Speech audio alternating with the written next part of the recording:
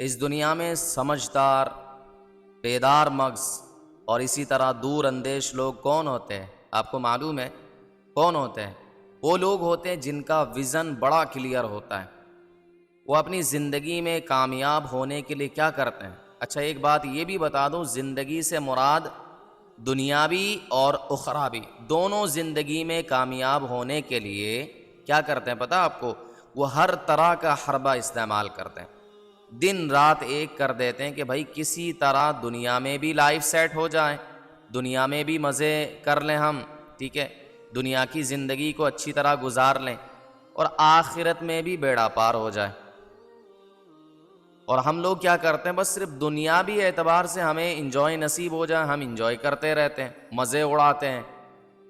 کبھی آپ نے اللہ والوں کو نہیں دیکھا؟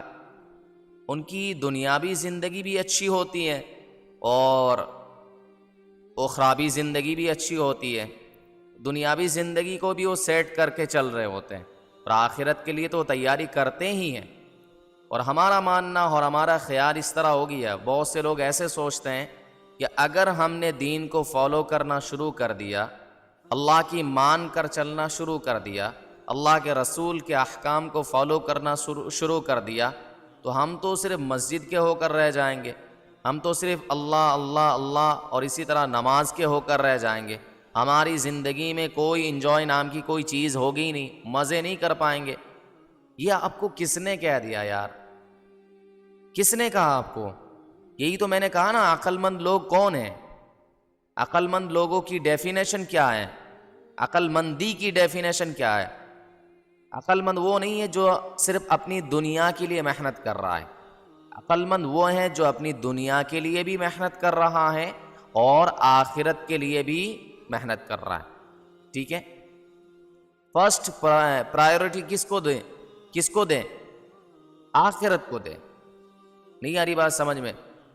تو اگر آپ اللہ والوں کی زندگی دیکھیں گے نا، آپ دیکھ لیں آج کے دور میں، آپ دیکھ لیں جتنے اللہ والے ہیں ان کی زندگی بھی ٹھیک ہے، یعنی بہت زیادہ پیسے نہیں ہیں مگر بہت کم بھی پیسے نہیں ہیں، الحمدللہ ٹھیک ٹھاک ہوتے ہیں، پیسے کے اعتبار سے، مالیت کے اعتبار سے ٹھیک ٹھاک ہوتے ہیں، اور ساتھ ہی ساتھ ان کو زندگی کی ساری خوشیاں نصیب ہوتی ہیں۔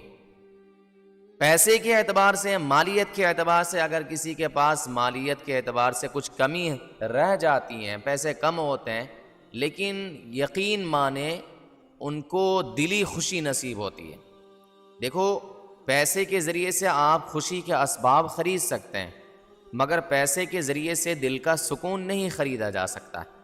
یہی وجہ ہے نا اللہ نے فرمایا الا بذکر اللہ تطمئن القلوب، یقیناً خوب سمجھ لو، خبردار، الا خبردار، خوب اچھی طرح سن لو، بذکر اللہ تطمئن القلوب، کہ اللہ کے ذکر سے دلوں کو سکون ملتا ہے، دلوں کو اطمینان حاصل ہوتا ہے، سکینہ حاصل ہوتا ہے، ٹھیک ہے؟ تو اللہ والوں کے پاس اگر کوئی دولت ہو یا نہ ہو، مالیت کے اعتبار سے اگر ان کے پاس پیسے کم ہو، پھر بھی سب سے بڑی دولت ان کے پاس ہوتی ہے، وہ ہے اللہ کی معرفت اور اسی طریقے سے دل کا سکون، یہ بہت بڑی دولت ہوتی ہے۔ تو عقل مند تو یہی لوگ ہیں اصل میں۔ آ رہی بات سمجھ میں؟ آپ ذرا غور کریں دنیاوی اعتبار سے، یہ جو سیٹھ لوگ ہوتے ہیں جن کے پاس سونے چاندی کے ڈھیر ہوتے ہیں، بڑی بڑی فیکٹریاں ہوتی ہے، بڑی بڑی گاڑیاں ہوتی ہے، فارم ہاؤس ہوتے ہیں، اسی طریقے سے بینکوں میں کروڑوں اربوں روپے پڑے ہوتے ہیں، یہ اپنے مال کی حفاظت کیسے کرتے ہیں؟ کیسے کرتے ہیں پتہ ہے؟ ارے بھائی ظاہر سی بات ہے، مال کی حفاظت کرنے کے لیے 10 تالے لگائیں گے، سیکورٹی کیمرے لگوائیں گے، گارڈز بٹھائیں گے، کیونکہ ان کو پتہ ہے کہ بھئی ہم نے یہ مال جو ہے خون پسینہ ایک کر کے یہ مال جمع کیا ہے، کوئی فراڈیا یا کوئی ڈاکو آ کر اس کو اڑانا لے جائے، وہ محتاط رہتے ہیں، ہمیشہ احتیاط میں رہتے ہیں کہیں کوئی نقصان نہ ہو جائے۔ اور ایک پتے کی بات یاد آئی ہے، آپ یاد رکھیں، سنیں، کہ جو انسان بہت زیادہ مال کماتا ہے یا جس کے پاس بہت زیادہ مال ہوتے ہیں نا، انہیں پھر مال کی حفاظت کرنی پڑتی ہے۔ یہی وجہ ہے جب مال کا علم کے ساتھ تقابلہ یعنی تقابل کیا جاتا ہے، موازنہ کیا جاتا ہے، یعنی کمپیریزن کیا جاتا ہے تو پھر کیا علم جو ہے پیسے کے مقابلے میں، مال کے مقابلے میں بڑا ہوا ہوتا ہے. کیوں؟ اس لیے کہ مال وہ ہوتا ہے کہ اس کی انسان کو حفاظت کرنی پڑتی ہے. ظاہر سی بات ہے جس کے پاس مال ہوتا ہے مال کی انسان حفاظت کرتا ہے، لیکن علم جس کے پاس ہوتا ہے اس سے یعنی علم جو ہے نا اس کی حفاظت کرتا ہے، اس انسان کی حفاظت کرتا ہے، اس کی عزت میں اضافہ کرتا ہے. آپ کہیں گے کہ بھائی مفتی صاحب کیا بات کر رہے ہیں، آج کے دور میں تو جس کے پاس مال ہے اسی کی عزت ہے. بالکل آپ صحیح کہہ رہے ہیں، دنیاوی اعتبار سے ایسا ہی ہے. جس کے پاس روکڑا ہے، جس کے پاس پیسہ ہے، سب کچھ اسی کے پاس ہے، عزت بھی ہے، شہرت بھی ہے، سب کچھ ہے، مگر دنیاوی اعتبار سے. لیکن آپ دیکھیں غریب سے غریب ترین انسان اگر بڑا عالم بن جائے، اس کے پاس پیسے نہ ہو، تو اصل جو عقل مند لوگ ہوتے ہیں، ایک تو ہوتا ہے کہ عوام الناس، وہ تو کسی کو عزت دے ان کا کیا اعتبار ہے، لیکن خواص الناس جو ہیں، علماء، اچھے لوگ، اور اسی طریقے سے صلاحہ لوگ، نیک صلاحہ لوگ، ایسے لوگوں کو جن کے پاس پیسہ یعنی پیسے کے اعتبار سے کوئی فراوانی نہیں ہے لیکن علم کے اعتبار سے بہت آگے بڑھے ہوئے ہیں، تو ایسے لوگوں کی بڑی عزت ہوتی ہے ان کی سوسائٹی میں. ٹھیک ہے، گرچہ آپ کی سوسائٹی میں ان کی عزت نہیں ہے، لیکن ان کی سوسائٹی میں آپ دیکھ لیں، ایک غلام ہے، فرض کرو ایک غلام ہے، غلام ظاہر سی بات ہے اس کی کیا عزت ہوگی، کچھ عزت ہوتی ہے، مارکیٹ میں کوئی عزت نہیں ہوتی ہے. لیکن وہی غلام اگر عالم بن جاتا ہے، بڑا مفتی بن جاتا ہے، بڑا محدث بن جاتا ہے، تو علماء کی محفل میں اور اسی طریقے سے اہل علم کی یہاں ان کی بڑی عزت ہوتی ہے. اسی طریقے سے عوام کے نزدیک بھی ان کی بڑی عزت ہوتی ہے. نہیں آ رہی بات سمجھ میں؟ کچھ سمجھے یا نہ سمجھے، کم سے کم اتنا تو سمجھتے کہ ہاں بھائی یہ اللہ والے ہیں، ان کی قدر کرنی چاہیے، ان کی قدر کرنی چاہیے. یہی وجہ ہے ایسے لوگ علماء کے پاس، ایسے اللہ والے کے پاس ایسے لوگ آتے ہیں جن کے پاس پیسے کی کمی نہیں ہوتی ہے، پھر بھی ایسے علماء کے پاس آتے ہیں دعا لینے کے لیے، اپنے بچوں کے لیے، اپنے گھر والوں کے لیے، اور نئے گھر کی دعا کے لیے. یہ ایسے علماء کے پاس آتے ہیں، ایسے اللہ والوں کے پاس آتے ہیں جن کے پاس پیسے نام کی کوئی چیز ہوتی نہیں. یعنی کہنے کا مطلب ہے کہ پیسے زیادہ ہوتے نہیں ہیں، تو یہ علم کی برکت ہوتی ہے. تو میں کیا کہہ رہا تھا کہ بھائی ہاں آپ کہیں گے کہ بھائی جس کے پاس مال ہے اس کی حفاظت تو مال خود اس کی حفاظت کر لے گا. ٹھیک ہے نا، مال ہوگا تبھی. ایک بات یاد رکھو کہ بھائی جس کے پاس بہت زیادہ مال ہے وہ ہمیشہ ٹینشن میں رہتا ہے، ہمیشہ ٹینشن میں رہے گا، مال کی حفاظت کرنے کے اعتبار سے، بزنس کی حفاظت کرنے کے اعتبار سے. اب اس کا یہ مطلب بالکل نہ نکال لیں کہ بھائی میں مال کمانے کے لیے منع کر رہا ہوں یا میں اس کے اگینسٹ ہوں، ایسا کچھ بھی نہیں ہے. آپ بے شک کمائیں، بہت زیادہ کمائیں. ٹھیک ہے، اسلام اس کو فروغ دیتا ہے، اسلام اس کی ترغیب دیتا ہے، اس کو پروموٹ کرتا ہے، سمجھ رہے؟ تو کہنے کا مطلب یہ ہے کہ مال کمائیں، بے شک کمائیں، مگر مال جہاں عزت دیتا ہے وہی مال کی حفاظت بھی کرنی پڑتی ہے، سمجھ رہے؟ تو ہم صرف دنیاوی اعتبار سے سوچتے ہیں. تو جو سیڈ انسان ہوگا وہ اسی طریقے سے محتاط رہنے کی کوشش کرتا ہے.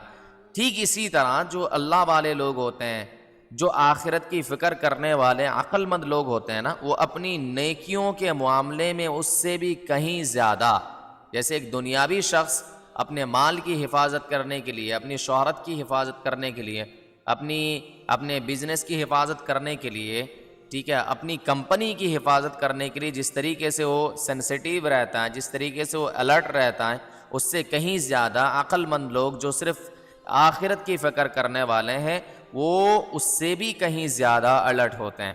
وہ ڈرتے رہتے ہیں.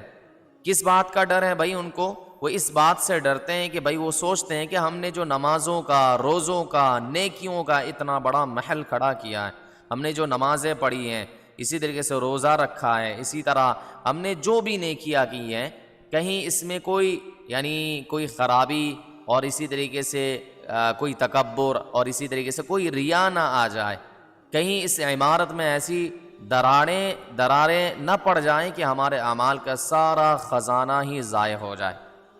کیونکہ ان کو یہ اصول پتہ ہے کہ چھوٹی سی لاپرواہی بڑے نقصان کا پیش خیمہ ہوتی ہے. ہم لوگ کیا کرتے ہیں؟ چھوٹے گناہوں کو بڑا ہلکا لیتے ہیں. دیکھو گناہ کی دو قسمیں ہیں، ایک گناہ صغیرہ کہلاتا اور ایک گناہ کبیرہ کہلاتا ہے. گناہ کبیرہ کسے کہا جاتا ہے؟ بڑے بڑے گناہ جیسے زنا ہو گیا، نماز چھوڑنا ہو گیا، شراب پینا ہو گیا، اور بھی بہت سارے گناہ ہیں. اور ایک گناہ ہوتا ہے گناہ صغیرہ. چھوٹا چھوٹا گناہ ہوتا ہے، تو ہم چھوٹے گناہ کو ہم چھوٹا سمجھتے ہیں، ٹھیک ہے، گناہ سمجھتے بھی نہیں ہیں۔ آج کل تو کبیرہ گناہ کو بھی گناہ نہیں سمجھا جاتا ہے، چھوٹے گناہ کی کیا بات کر رہے ہیں ہم، ٹھیک ہے نا۔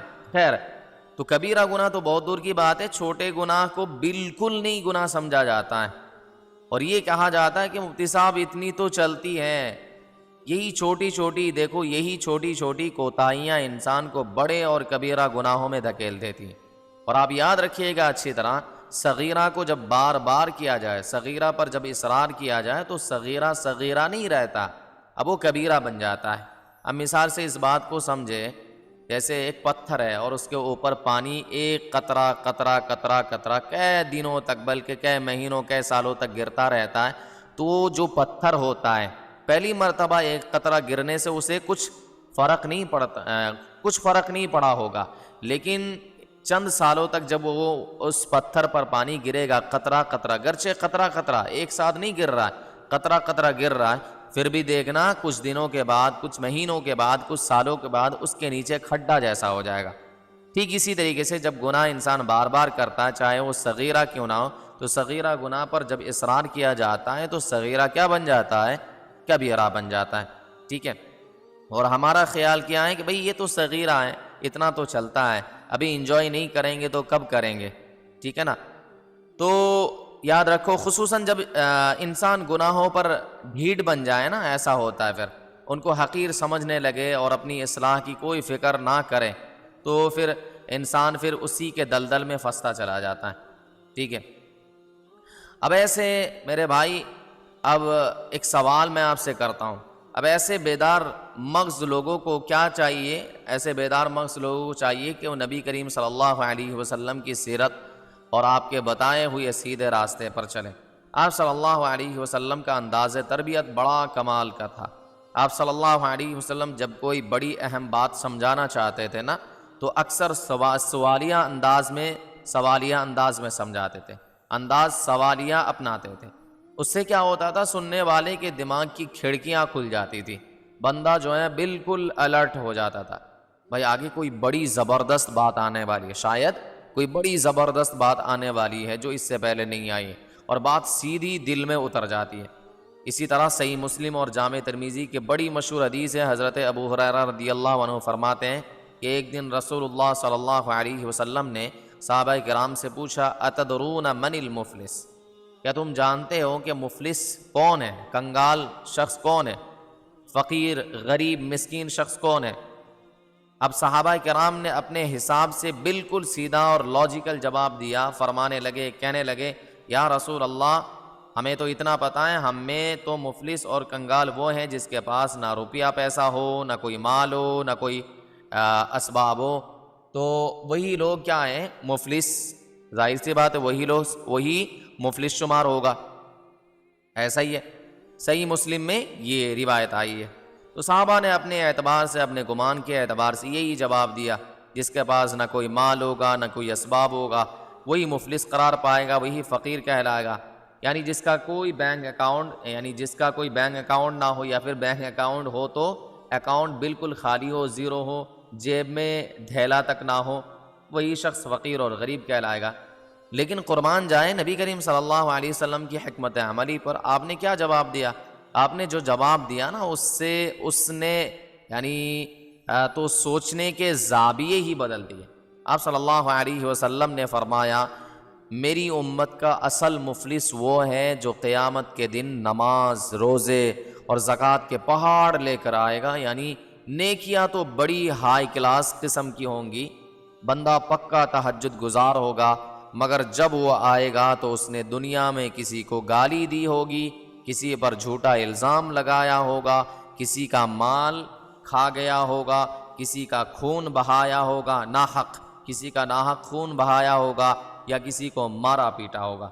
اب قیامت کے دن ان تمام مظلوموں کو اس کی نیکیاں دی جائیں گی، جس کے اوپر اس نے ظلم کیا ہے، چاہے مال کے اعتبار سے ہو، یا گالی گلوچ کے اعتبار سے ہو، یا جھوٹے الزام کے اعتبار سے ہو، یا خون بہانے کے اعتبار سے ہو، ناحق خون بہانے کے اعتبار سے ہو، تو ان تمام مظلوموں کو اس کی نیکیاں دی جائیں گی جس نے ظلم کیا ہے۔ اسی طریقے سے اس کے ذمے جو ادائیگیاں ہوں گی، ان کا فیصلہ ہونے سے پہلے ہی اگر اس کی نیکیاں ختم ہو گئی، یعنی جن کے ساتھ ظلم کیا ہے، اگر اس کے پاس اتنی نیکی ہے، ظالم کے پاس اتنی نیکی ہے کہ وہ ساری نیکیاں یعنی ان کے درمیان ڈیوائیڈ کرنے کے بعد، بانٹ دیے جانے کے بعد مکمل ان کا کوٹا فل ہو جاتا ہے تو کوئی فرق نہیں پڑے گا۔ لیکن اگر نیکیاں کم پڑ جائیں، ٹھیک ہے نا، اور ظلم زیادہ کر رکھا، نیکیاں کم پڑ گئی ہیں، تو کیا کیا جائے گا پھر؟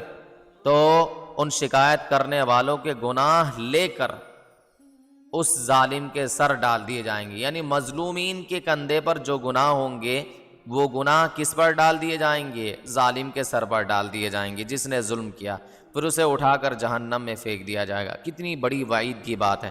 ہم سمجھتے ہیں کہ بس صرف نماز پڑھنا کافی ہے، اور اسی طریقے سے جو بندہ نماز پڑھ رہا، 5 وقت کی نماز پڑھ رہا، تہجد گزار ہے، مگر دیکھو صرف عبادت اس کا نام نہیں ہے۔ عبادت اور دین صرف اس کا نام نہیں کہ 5 وقت کی نماز پڑھ لی جائے، روزہ رکھ لیا جائے، حج کر لیا جائے۔ جس طریقے سے دین عبادت کا نام ہے، ٹھیک اسی طریقے سے دین معاملات کا بھی نام ہے۔ سمجھ رہے ہیں؟ دین معاملات کا بھی نام ہے۔ ایک کتاب آتی ہے استمتع بحیاتک، سمجھ رہے ہیں؟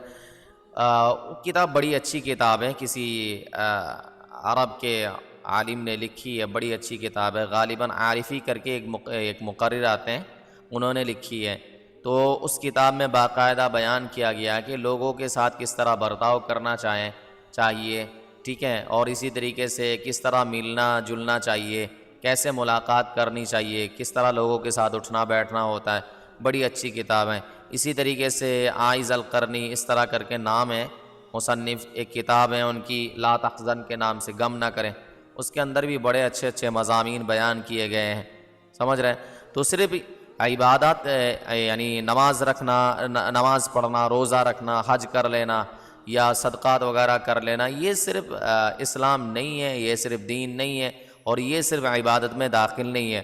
اچھا سلوک کرنا بھی عبادت میں داخل ہے، گھر والوں کے ساتھ، پڑوسیوں کے ساتھ، اسی طریقے سے باہر والوں کے ساتھ، جس کے ساتھ آپ رہتے ہیں، ٹھیک ہے، آپ کے رفقا، آپ کے اصدقاء وغیرہ جو آپ کے ساتھ رہتے ہیں، یا جن کے ساتھ آپ رہ کر کام کرتے ہیں، کسی کمپنی میں جاب کر رہے ہیں، تو وہاں جن کے ساتھ آپ کا رہنا ہوتا ہے، اٹھنا بیٹھنا ہوتا ہے، ان کے ساتھ آپ کا برتاؤ کیسا ہے، آپ کا رویہ کیسا ہے، تو یہ سب کچھ ڈیپینڈ کرتا ہے، سمجھ رہے؟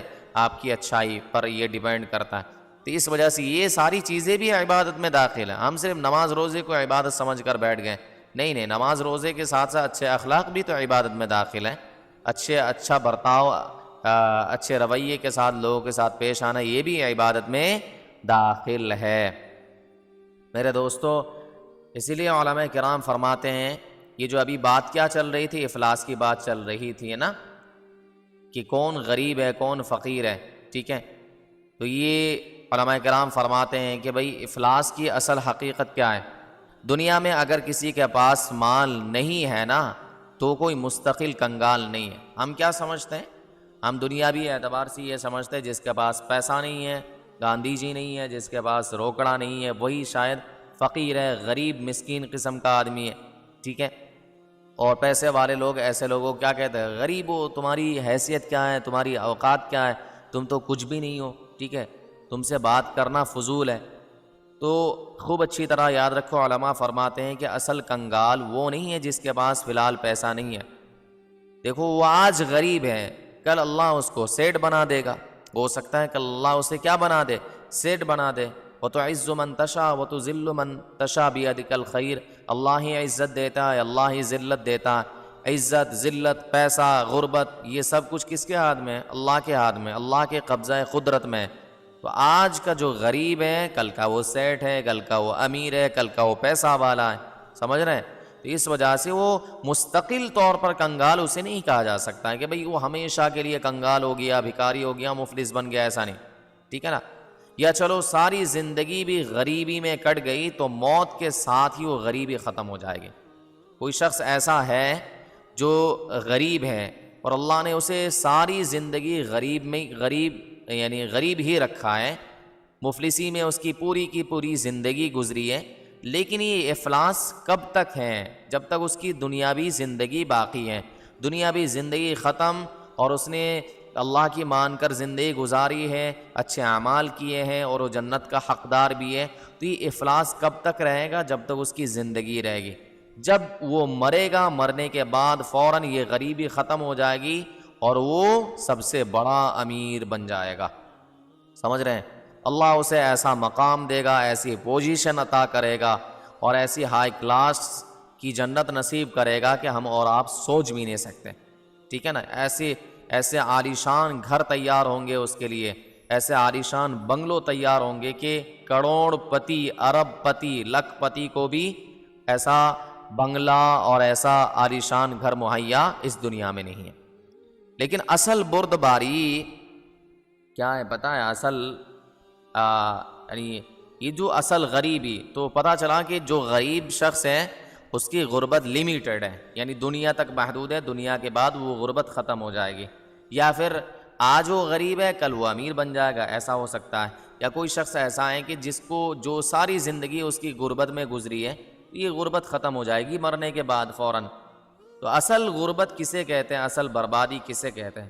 تو اصل بربادی اور اصل دیوالیہ پن وہ ہیں جو اس حدیث میں بیان ہوا ہے کہ قیامت کے دن یہ بندہ اپنا کرنٹ اکاؤنٹ لے کر آئے گا، مگر اس نے دنیا میں لوگوں کے حقوق مارے ہوں گے، کسی پر ظلم کیا ہوگا، رشتہ داروں کی جائیدادیں ہڑپ رکھی ہوں گی، اسی طریقے سے کسی غریب کا حق مارا ہوگا۔ اب وہاں نہ ڈالر چلیں گے نہ روپیہ چلیں گے، وہاں کرنسی نہیں چلے گی۔ کرنسی کس کی چلے گی؟ کرنسی چلے گی تو نیکیوں کی کرنسی چلے گی، ٹھیک ہے نا؟ تو اس وجہ سے یہ جو انسان ہے جس کے پاس لاکھوں کروڑوں اربوں روپے دنیا میں تھے، مگر اس نے کسی کے ساتھ ظلم کیا، اچھے اعمال نہیں کیے، نمازیں نہیں پڑھی، کسی کا حق مارا، ٹھیک ہے نا؟ تو یہ سب سے بڑا کیا ہوگا؟ قیامت کے دن سب سے بڑا غریب ہوگا، ٹھیک ہے نا؟ اس کے پاس نہ تو کوئی گھر ہوگا اور نہ ہی کوئی پیسہ ہوگا، اس کے سارے پیسے ضائع ہو جائیں گے، وہاں سارے پیسے کام نہیں آئیں گے۔ جس طریقے سے آپ کے پاس مثال کے طور پر 1,00,000 روپے ہیں، آپ انڈین کرنسی کے اعتبار سے آپ انڈیا میں ہیں تو ایسے پیسوں کی ویلیو ہے، لیکن اگر آپ دبئی جاتے ہیں، کسی عرب کنٹری میں جاتے ہیں، وہاں جانے کے بعد اگر آپ انڈین کرنسی کو، انڈین روپیز کو وہاں چلانا چاہیں، کیا وہ چلیں گے؟ نہیں چلیں گے، ٹھیک ہے نا؟ اسی طریقے سے دنیا کے جو پیسے ہیں، دنیا کے جو سونے یعنی اسی طریقے سے سونے چاندی وغیرہ جو کچھ ہیں، سب کچھ یہاں تک محدود ہے، یہ سب کچھ لمیٹڈ ہے۔ جب آپ کی زندگی ختم ہو جائے گی، جب آپ مر جائیں گے، آپ کے پیسے کچھ کام نہیں آئیں گے۔ ہاں وہ پیسے کام آئیں گے، وہ پیسے جس طریقے سے اگر آپ ان پیسوں کو کنورٹ کر لیتے ہیں، عرب کنٹریز میں جو درہم وغیرہ چلتا ہے، اسی طریقے سے اس میں اگر آپ کنورٹ کر لیتے ہیں، تبدیل کر لیتے ہیں، تو پھر آپ کی یہی پیسے وہاں جا کر کام آئیں گے۔ ٹھیک اسی طریقے سے مرنے سے پہلے آپ نے اگر ان پیسوں سے اچھے کام کیا اور صدقہ وغیرہ کر دیا، تو یہی پیسے وہاں پر بھی جو ہیں تبدیلی کی شکل میں آپ کو اجر کی شکل میں، ثواب کی شکل میں ملیں گے۔ سمجھ رہے ہیں؟ تو اس وجہ سے بہت اچھی طرح ان باتوں کا خیال رکھنا ہے لوگ کا، یعنی سمجھ رہے ہیں؟ تو ایسا ہوگا کہ وہی بڑا، سب سے بڑا کیا ہوگا؟ مفلس ہوگا کہ جس کے پاس پیسوں کی کمی نہیں ہے، مگر اس نے کسی کا حق مارا ہوگا، کسی کے ساتھ ظلم زیادتی کیا ہوگا، رشتہ داروں کی جائیدادیں ہڑپ رکھی ہوں گی۔ تو ایسے لوگ سب سے زیادہ مفلس ہوں گے، سب سے زیادہ غریب ہوں گے۔ لوگ آ کر کھڑے ہو جائیں گے کہ یا اللہ، اب اس کے یعنی اس کی وجہ سے ایسے لوگوں کی شکایت بھی اللہ کے یہاں بہت سے لوگ درج کریں گے۔ لوگ آ کر کیا کریں گے؟ کھڑے ہو جائیں گے اور پوچھیں گے یا اللہ، اس نے مجھے گالی دی تھی، اس نے میرا حق مارا تھا۔ اللہ فرمائے گا ٹھیک ہے، پریشان ہونے کی ضرورت نہیں ہے، اس ظالم کی نمازیں تجھے دے دے، اس ظالم کی نمازیں تجھے دے دے، اس کے روزے تجھے دے دیے، چل ہم نے اس ظالم کی نمازیں تجھے دے دی، اس کے روزے تجھے دے دیے، حتیٰ کہ اس کا سارا اعمال نامہ خالی ہو جائے گا۔ اس طرح کر کے ہر مظلوم کو اس کی نیکیوں میں سے کچھ نہ کچھ دیا جاتا رہے گا، اور یہاں تک کہ اس کا سارا نامہ اعمال خالی ہو جائے گا۔ نیکیوں کے جو پھول اس نے دنیا میں کھلائے تھے وہ مرجھا جائیں گے، جو نیکیاں اس نے کمائی تھی وہ ساری کی ساریاں ساری کی ساری بانٹ دی جائیں گی، ختم ہو جائیں گی۔ اسی طریقے سے چشمے سوکھ جائیں گے اور اس کے پاس دینے کو کچھ نہیں بچے گا، اور ایسا یعنی چیک کاٹ کر دے رہا ہوگا جو باؤنس ہو چکا ہے۔ اور جب نیکیاں ختم ہو جائیں گی تو مظلوموں کے گناہ اٹھا کر اس کے کھاتے میں ڈال دیے جائیں گے۔ فری فوکٹ میں جو ہیں مظلوموں کے گناہ جو ہیں بونس میں اس کے کھاتے میں ڈال دیے جائیں گے۔ اب اس سے بڑی محرومی اور کیا ہو سکتی ہے میرے بھائی؟ اس سے بڑی مفلسی اور اس سے بڑی محرومی اور کچھ نہیں ہو سکتی، کچھ بھی نہیں ہو سکتی۔ اب یہاں کچھ لوگ اپنا دماغ زیادہ چلائیں گے، وہ کہیں گے مفتی صاحب یہ حدیث تو بظاہر قرآن کے خلاف لگ رہی ہے۔ میں پوچھوں گا بھائی کیسے؟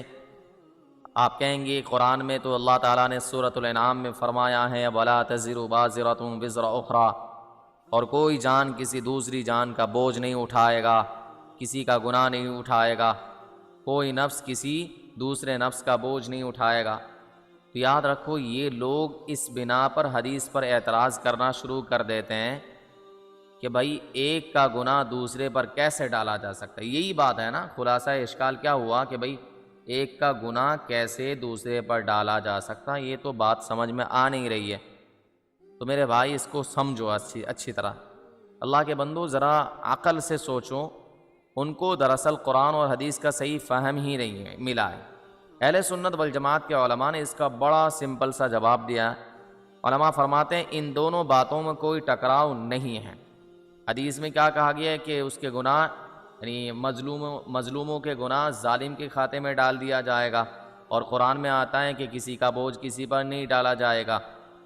بظاہر تو لگ رہا ہے کہ ٹکراؤ ہے، تعارض ہے، لیکن فی الحقیقت در حقیقت دیکھا جائے تو اس میں کوئی ٹکراؤ نہیں ہے۔ دیکھو اس مفلس کو جو سزا مل رہی ہے نا، یہ کوئی زیادتی نہیں ہو رہی، یہ اس کے اپنے ظلم اور اپنے کیے کی سزا ہے۔ اللہ تعالیٰ بڑا عادل، ہم جانتے ہیں اللہ تعالیٰ بڑا عادل ہے، بڑا انصاف پرور ہے، ٹھیک ہے نا۔ اس ظالم نے دنیا میں لوگوں کے حق مارے، اب عدل کا تقاضا ہے، انصاف کا تقاضا ہے کہ مظلوم کو اس کا حق دلایا جائے، جو دنیا میں حق نہیں ملا ہے، نہیں دلایا گیا ہے، ٹھیک ہے۔ ایسے مظلوم جن کو نہ تو کٹگرے میں حق ملا ہے، عدالت میں حق ملا ہے ان کا، تو اللہ کے یہاں آپ جانتے ہیں اگر دنیا میں کسی مظلوم کو اس کا حق نہیں دیا گیا اللہ کی طرف سے، نہ دنیا میں نہیں دیا گیا اور نہ ہی اللہ نے دیا دنیا میں، تو ایسی صورت میں اللہ کے یہاں آپ اچھی طرح جانتے ہیں، اس بات سے واقف ہے، اللہ کے یہاں دیر ہے اندھیر نہیں ہے، تو اللہ ضرور حق دیتا ہے۔ اللہ تعالیٰ عادل ہے، اللہ تعالیٰ مظلوموں کی پکڑ بھی کرتا ہے، ایسا نہیں کہ ہمیشہ وہ ظلم کرتا رہے اس پر کچھ بھی نہیں ہوتا ہے، ایسا نہیں ہے۔ آپ دیکھیں نا جتنے بڑے بڑے پولیٹیشین ہیں، جتنے بڑے بڑے یعنی نیتا ہیں، ادھیکاری ہیں، جتنے بڑے بڑے سرکار لوگ ہیں جو سرکاری عہدے پر فائز ہیں، آپ ان کی ابتدائی زندگی سے آپ یہ نہ سوچیں، آپ ان کی آخری زندگی دیکھیں، جنہوں نے کرپ کیا ہے، جنہوں نے لوگوں کے ساتھ دھوکہ کیا ہے، ایسے لوگوں کی آپ زندگی دیکھ لیں، کھنگان کر دیکھ لیں، آخر عمر میں کیا ہوتا ہے ان کے ساتھ، بہت برا ہوتا ہے۔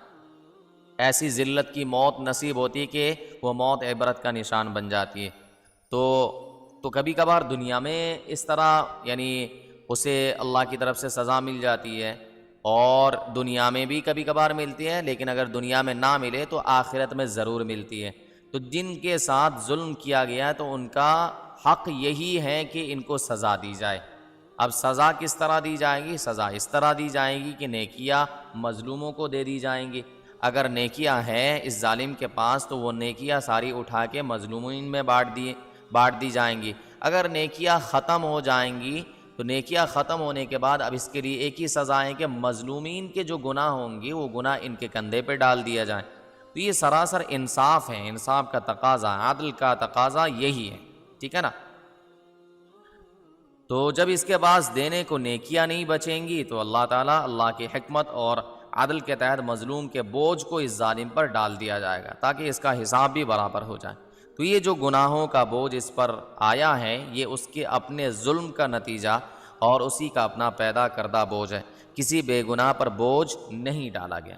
ہمارے اسلاف اور ہمارے سلف صالحین کا یہی طریقہ ہے کہ وہ قرآن و سنت میں کیڑے نہیں نکالتے۔ یہ جو لوگ بسا اوقات علماء پر اعتراض کرتے ہیں کہ بھئی یہ تو بات ہماری سمجھ میں نہیں آ رہی ہے، ٹھیک ہے نا، علماء کیا بات کر رہے ہیں؟ دیکھو، بات سمجھنے کے لیے اور اسی طریقے سے دلائل کو سمجھنے کے لیے اس میں کچھ سوجھ بوجھ ہونی چاہیے، علم ہونا چاہیے، اوپر سے تو کوئی بھی سوال کر سکتا ہے، ٹھیک ہے؟ ایسے لوگ تضاد تلاش کرتے ہیں، ٹھیک ہے، لیکن جو سلف صالحین ہیں، اسلاف ہیں، قرآن اور سنت میں کیڑے نہیں نکالتے ہیں، وہ تضاد تلاش نہیں کرتے، بلکہ دونوں میں مضبوطی سے ایمان رکھتے ہیں، کیونکہ وہ جانتے ہیں قرآن بھی اسی رب کا کلام ہے اور نبی صلی اللہ علیہ وسلم کی زبان مبارک سے نکلے ہوئے الفاظ بھی اسی رب کی وحی ہے۔ وہ اللہ جو اکیلا ہیں، جو بے نیاز ہے، جس کی ذات اور صفات بڑی پاک اور مقدس ہیں، وہ ہر شریک اور ہر مثال سے پاک ہے۔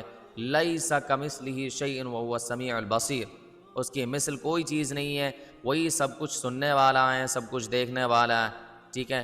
اللہ تعالی ہم سب کو دنیا کی، تو اللہ تعالیٰ کبھی ایسا کر سکتا ہے کہ کسی کے بوجھ کو کسی اور کے اوپر لاد دیں، کسی کے گناہ کو کسی اور کے اوپر لاد دیں، ایسا نہیں ہو سکتا ہے۔ اللہ بڑا عادل ہے، بڑا انصاف پرور ہے۔ تو اللہ تعالیٰ ہم سب کو دنیا کی اس وقتی کامیابی کے ساتھ ساتھ اپنی نیکیوں کو حقوق العباد کی خلاف ورزی سے بچانے کی توفیق عطا فرمائے اور ہمیں سچا اور کھرا انسان بنائے۔